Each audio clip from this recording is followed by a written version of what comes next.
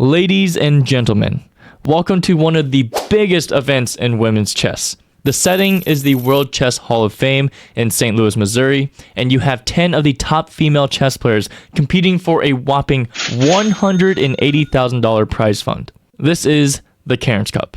Every day I'll cover 2 to 3 of the best games of the day, and you will not want to miss today's game by Alexandra Kosteniuk, where she expertly pulled off an amazing king walk. So stay tuned for that masterpiece, but for now, let's start with this one. Playing with the white pieces, we have Gunay Mammadzada, who is the highest female rated player in Azerbaijan and a 2-time national champion. And her opponent is the 31st woman to ever become a grandmaster, Bella Khotenashvili. The game starts with knight f3, which is the ready opening. White is basically saying, well, I might push any of these pawns forward, but I'm not letting you know which one until I see what you do. Black here plays knight f6, and we see c4, transposing to the English opening. After c5, white develops her knight, but black does the same, and we get d4 striking in the center, breaking whatever symmetry we had. After takes and takes, we get g6, clearly planning to fianchetto this bishop on this nice long diagonal. White, on the other hand, says, okay, well, I will play e4, and this is known as a Maroczy bind, and the whole goal is to completely play against this d5 square. And black here just fianchettos her bishop, clear plans to castle next, and then we see bishop to e2. After d6 and white castling, we already get to the critical moment of the game. There's a reason why I put this game first, and it's to warm up your calculation. After knight to g4, there are some ideas here. Black has 2 different attackers on the d4 square. Black is also going after the dark square bishop, but at the same time, you have to realize that there are 2 pieces attacking this knight and only 1 defending. So, do you take the knight first? Do you take this knight with tempo on black's queen? What do you do? Pause the video if you want to try and solve this yourself. There's only one correct move.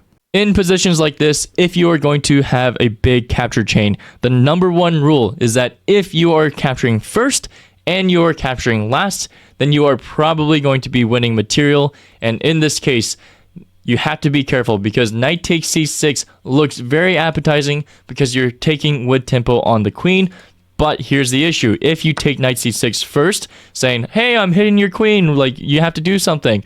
Well, actually, knight takes e3 also hits white's queen, and after you take queen and black takes your queen, all of a sudden you have the scenario where white just needs to take back, because if you try to desperado with the knight, desperado meaning, hey, this knight's hanging, it's going to be lost anyway, I might as well try to pick up some extra material, then black actually takes on c3. And the entire threat is that black can take on e2 with check, winning back the tempo so that they're not going to be the last person to capture back. So for example, you have to capture here, and then black will capture, and since you desperado for a pawn, not a piece, you're down a piece for a pawn. So the best move, once you get to this position would just be to play rook takes, and it's equal material, but you've lost all your advantage.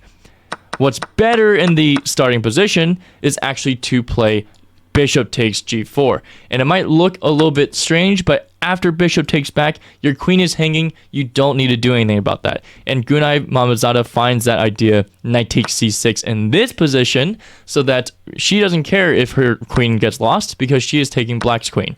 And after black tries to save the bishop, well, she simply takes the b pawn. Black goes and chases the knight away, saying that they are going to get a rook on the second rank. So even though black has lost a piece, she is trying to fight for some counterplay. Getting a rook on the second rank would normally be a good thing, but white defends like an absolute champ, because white knows if she can get to safety without losing any material, she'll easily be able to convert. After rook to c7, we see this knight jump forward and transfer itself over to completely block this dark square bishop from getting into the game. And after bishop d7, we have h3, and then takes and takes, and black tries to bring their king. f4, meanwhile, is to completely freeze the pawn structure, and we see rook to b1 to try and trade off material. Like I said, if white can come out of this safely without losing material and trade everything down, white will be ecstatic to play the rest of this game with a very easy conversion. To at least keep a rook on the second rank, black plays rook to b8, but very, very cheeky move here, knight a to b3. Disconnecting the 2 rooks from seeing each other, completely breaking their coordination. And after we see takes, hoping for the knight to take, well, of course, the bishop takes first. And then the rook moves away, and we get bishop f2.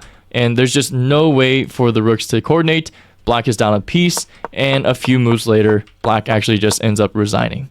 So relatively smooth sailing in our first game for Gunay Mammadzada. Let's move on to the next one. Here we have Zhansaya Abdumalik with the white pieces. She is a chess prodigy turned grandmaster, and she also won her national championship at the age of 16. On the other hand, you have Irina Krush, who is a seasoned veteran. In fact, so seasoned that she has won the US Women's Chess Championship 8 times. Absolute insane. But here we get e4 and c5. These two grandmasters have a huge theoretical battle. It's an open Sicilian, but it doesn't stop there. I'm just going to fast forward until a position where we get both sides long castling, because part of that is that when white takes this knight, Black willingly damages their own pawn structure with g takes f6, but this is still opening theory. Hundreds of games have been played in this position by chess masters. I'm not going to pretend like I understand what's happening in this theoretical battleground, so that's why we're going to go to the point where both sides long castle.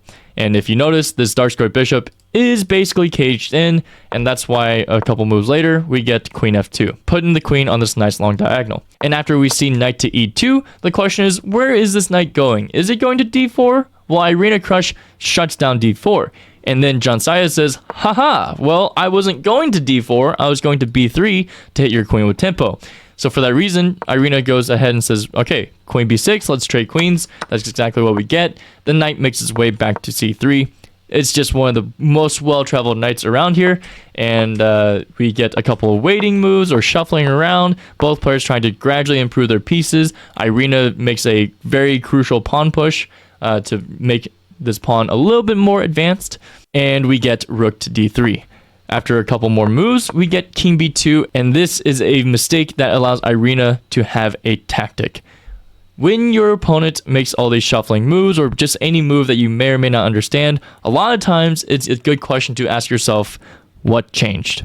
And when this rook made its way to the d3 square, well, the rook and knight can both get forked now. And you're like, what are you talking about, KD? Like, there is literally no way to fork this. How about after knight takes f5, e takes f5, and e4? A nasty find by Irina Krush. And what it does is basically you win a pawn, you win your knight back for the pawn, and then after rook g8, rook moves, we get bishop takes f3. And if you're wondering why Zhansaya moved her rook to d5 instead of d4 or d2, I have no idea. I feel like this might be a DGT board error where the relay of the live feed did not make it to the online chessboard correctly. But if anyone can tell me what the idea is that I'm missing, let me know. Like, why would Black play rook g8 instead of taking? I feel like this rook was already on the d2 square. But either way, we kind of transpose. We get rook to d4 anyway, and that's how we get bishop takes f3.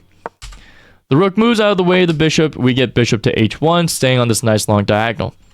After the knight jumps there, we see rook g5 trying to pick up another pawn, and we see bishop h3 to defend that pawn. Now we get bishop takes on d5, which is a little bit strange because now there's immense pressure on d6. And what's even stranger is that Irina Krush plays bishop b6, saying, yes, go ahead and win this pawn. But what she does do is put her bishop back on this diagonal, trying to put pressure on that h2 pawn. And after she gives this check, c3 happens, and she brings her king. Irina brings her rook to the back rank and tries to hit the h-pawn this way. Two different attackers, only one defender, so h3 must get pushed. But now the pawn can't move anymore, so the pawn is stuck in its place. Bishop g3, the rook moves, and we see rook h2 check. After the king moves, we get another king move to get closer to the action, and we see c4. And this is where things get dicey, because you look at this 2-on-1. 2-on-1 can very quickly become a passed pawn, and then a passed pawn can become a promoted queen on the 8th rank. And Irina doesn't care.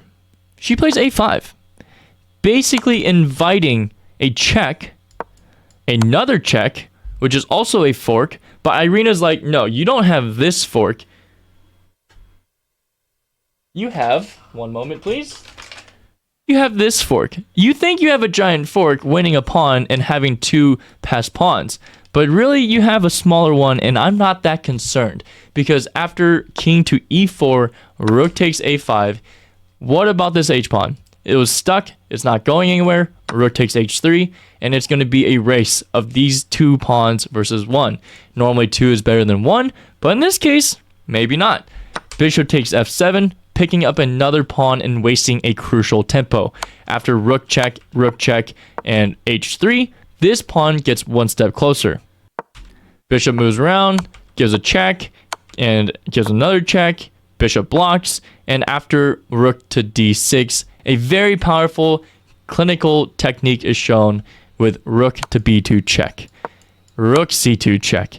King b1 again, but the plan is not to go back and forth to repeat until a draw. It is to sacrifice the exchange. The rook gets sacrificed for the bishop, and h2 gets played.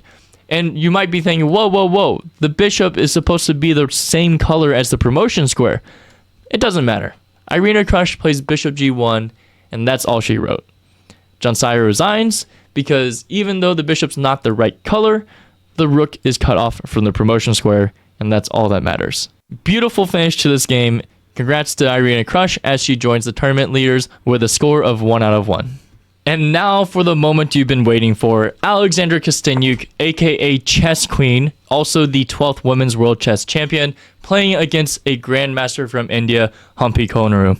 We get e4, e5, and the knight develops. We get an Italian game, and they're playing very, very standard solid chess.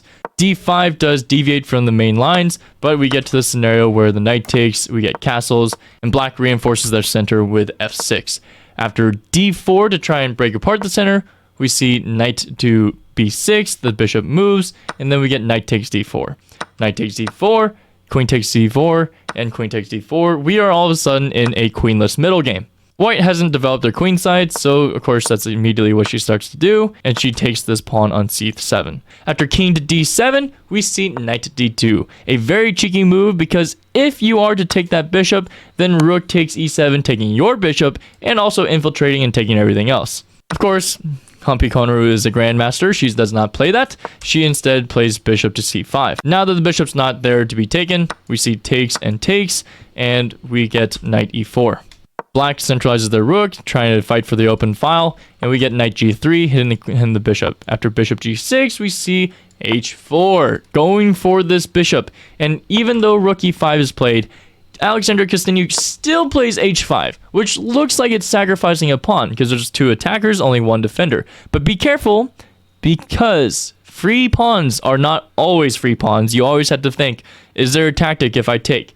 If bishop takes h5 is played, rook takes e5, and you're not going to just go down a rook, so you take, but then you go down a bishop. So it's called a remove the defender tactic. Don't fall for it. And for that reason, we see the bishop go back to e8. h6 is played. What is happening? Is this a pawn that I can take? Like, I couldn't take the pawn without losing a bishop. Can I take this pawn? Well, Humpy takes this pawn, and Alexandra Kosteniuk's idea is that she's temporarily sacrificing a pawn because she says that these 2 pawns are probably going to be useless in an endgame, and that is exactly where we're heading after knight to e4 and knight takes f6 with check.